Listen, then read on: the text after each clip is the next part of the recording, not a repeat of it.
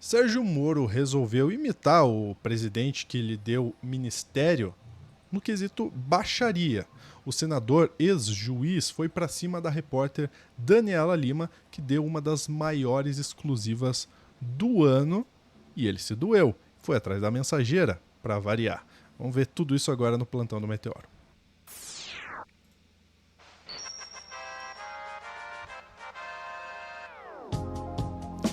É aquela coisa, né? Quando você tem dificuldade de se defender, você ataca o mensageiro.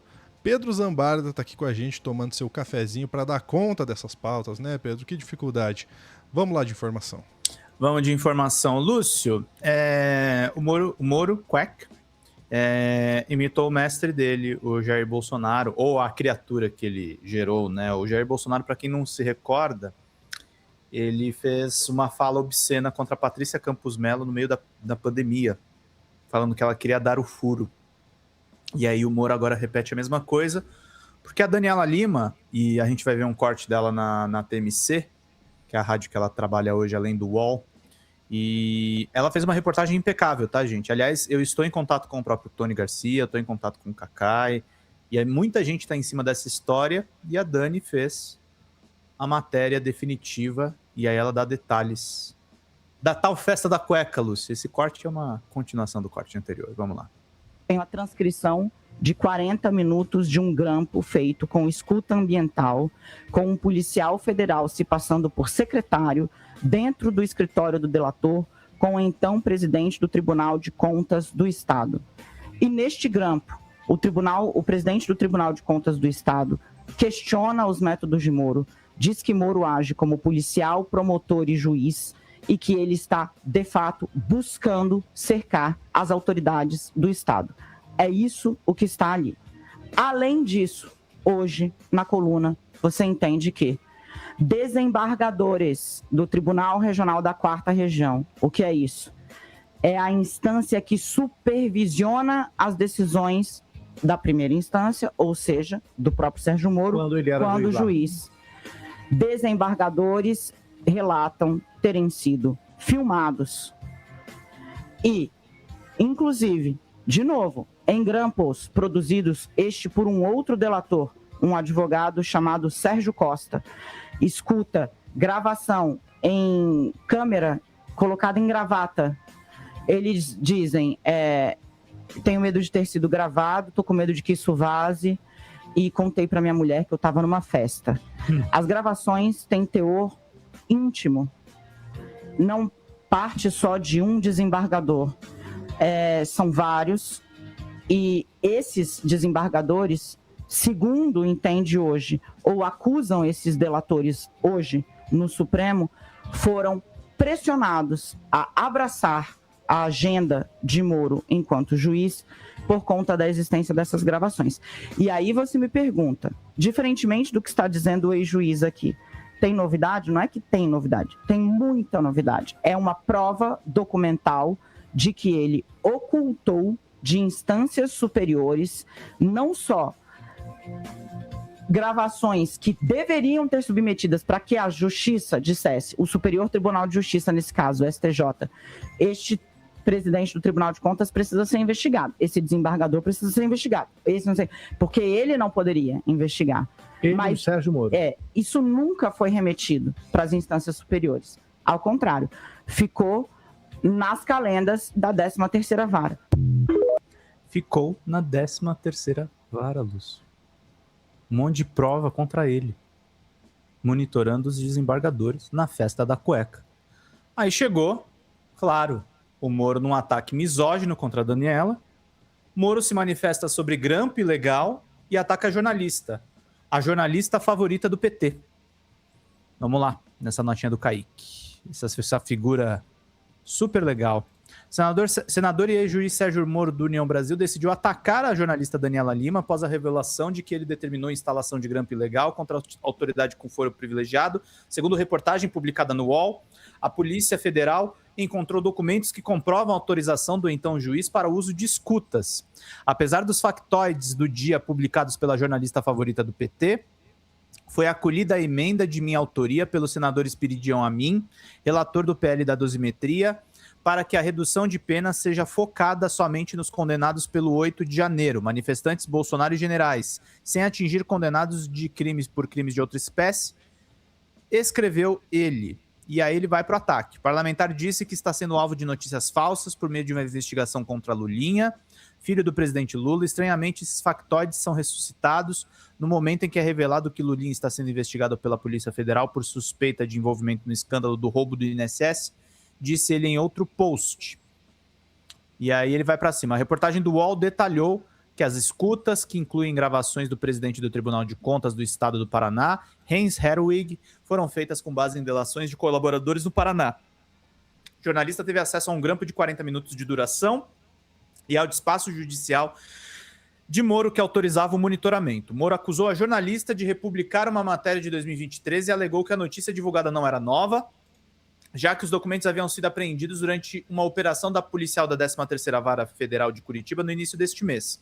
Moro ainda disse que o delator Tony Garcia havia se disposto a gravar novamente os suspeitos e que, na época, a jurisprudência do Supremo Tribunal Federal não exigia autorização judicial para gravações feitas por interlocutores de delatores. O ex-juiz também argumentou que o grampo de Herwig não gerou qualquer consequência, pois o áudio não foi utilizado para nenhuma investigação. Os documentos revelaram que não apenas Herwig foi grampeado, mas também desembargadores e políticos com foro privilegiado. Esses grampos foram utilizados por outro colaborador de Moro, o advogado Sérgio Costa, sem a devida autorização do Superior Tribunal de Justiça, que é necessário para investigar autoridades com benefício. A operação na Vara Federal de Curitiba foi ordenada pelo ministro Dias Toffoli e o STF está apurando as denúncias de grampos ilegais. E aí, Lúcio, ele escreve aqui, ó, então vamos lá, jornalista que publica furo, entre aspas, no UOL, de que eu teria em 2005 grampeado ilegalmente o ex-presidente do TSE, primeiro, não é furo, a mesma jornalista havia dado idêntica matéria de 2023. Por que ele usa a palavra furo, Lúcio? Porque ele quer atacar a mulher. Ele tá fazendo uma insinuação de cunho baixo aí. E eu quero lembrar o Moro e lembrar a própria Daniela, se porventura ver esse vídeo, que tem uma nota lá no Jota que o Bolsonaro foi condenado a indenizar a Patrícia Campos Melo pela mesma piadoca.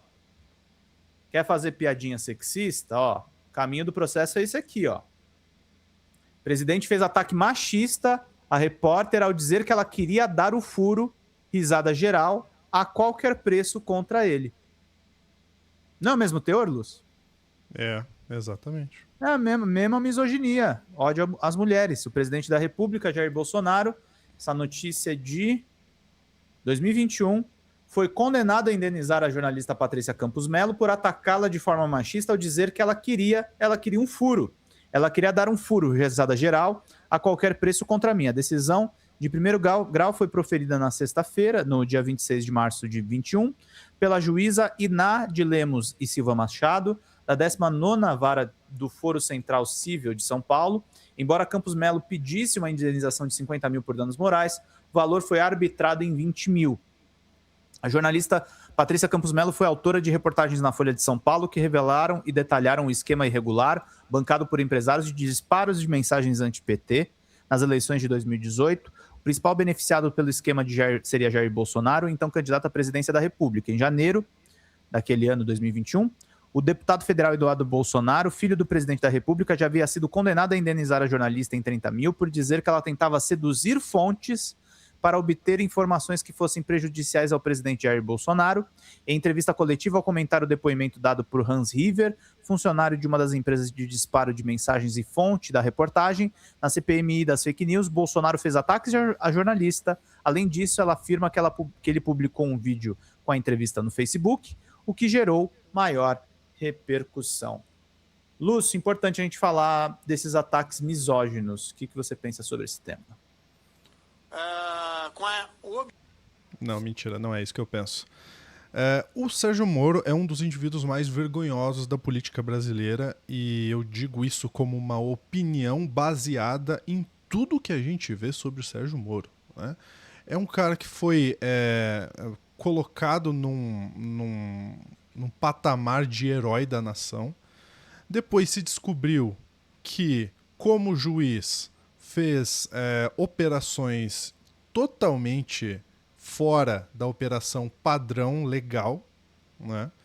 Aqui eu não vou simplesmente acusar nada porque a gente se protege juridicamente, mas o que a gente viu em relação a reportagens e provas publicadas é que houve, dentro ali da Vaza Jato, a gente viu que houve sim movimentações e operações muito, mas muito fora do rito padrão do jurídico, né? Então, combinando jogada com a promotoria, oferecendo ideias, sugestões de pessoas a serem investigadas pela promotoria, né? Depois ele entra para... Ele tira, né? Consegue tirar o presidente Lula do jogo político de 2018. Vem a eleição. Detalhe, né? Ele joga no ar um grampo da presidenta, então, Dilma Rousseff com o Lula, que na época não era ministro, não era absolutamente nada. Ele simplesmente jogou no ar. Algo que ele não podia ter feito. Jogou. Depois, ele simplesmente vira ministro do principal adversário político de quem ele prendeu. Ele prendeu com páginas e páginas de uma acusação que ele não consegue apontar onde estão as provas. Tem vídeo do Mainardi falando: Moro, pelo amor de Deus, diga onde estão as provas. E o Moro não consegue dizer onde estão as provas. Mas aí ele se torna um ministro achando que ia pro STF. E aí o Bolsonaro não o coloca como possível ministro do Supremo Tribunal Federal. Aí o próprio Sérgio Moro, no meio da bagunça... Olha aí, ó, o vídeo. Eterno, tá sem áudio. Vou botar aqui o áudio, peraí, desde o começo. Se algum dos meus amigos com acesso a esse bendito documento estiver me assistindo agora, por favor, eu imploro, mande para mim essa planilha, para mim, não para Veja, não para a Folha de São Paulo, para mim. Olha, eu peço de joelhos. Eu peço de joelhos, por favor. Que patético. Eu tô esperando, tá bom? Pra cá. Nunca ninguém mandou nada, porque não tem nada. E aí, só fazendo esse recap da vergonhosa atuação política de Sérgio Moro, ele sai chutando o balde, dizendo que o Bolsonaro estava querendo proteger os próprios filhos e simplesmente fazendo mutretas dentro da PF para trocar delegado por conta disso. E aí ele rompe com o bolsonarismo. Vira senador. E aí, de repente, na eleição que o Bolsonaro perdeu, ele vai lá e vira papagaio de pirata do Bolsonaro. E agora tá aí como um ex-juiz, atual senador, apoiando um PL da dosimetria, que é uma das coisas mais vergonhosas em relação à intervenção da Câmara no Judiciário, que a gente já viu nos últimos tempos. Isso sem falar que é um cara que nunca propôs nada de decente, nunca aprovou nenhum tipo de projeto decente. É um zero à esquerda dentro do parlamento. Isso é minha opinião, tá? Essa parte é minha opinião. E aí, tem muita gente que ainda quer um indivíduo desse como governador. É uma palha. Por isso que a política no Brasil é esse tipo de coisa, né? O que esse cara fez para ser um governador decente? Nada. Inclusive, se o pessoal da extrema-direita pensasse minimamente, ia ficar com raiva do Sérgio Moro. Uhum. Porque por conta das operações estapafúrdias que ele fez, a condenação que ele perpetuou para o Lula foi simplesmente anulada. Por tudo que aconteceu na Vaza Jato, por sua incompetência. Então, meu querido Pedro Zambarda, dito isto, é de se lamentar, mas é de não se surpreender com um cara que não consegue mais se defender do que aparece na imprensa e ataca uma jornalista, e especialmente uma mulher, né? Exatamente. É sempre bom vocês lembrarem quem é Sérgio Moro. Sempre bom. Sempre. Não é lembrar para nunca repetir. Exatamente. Ficamos por aqui, Pedro? Ficamos por aqui, querido Lúcio. Grande abraço. Até a próxima.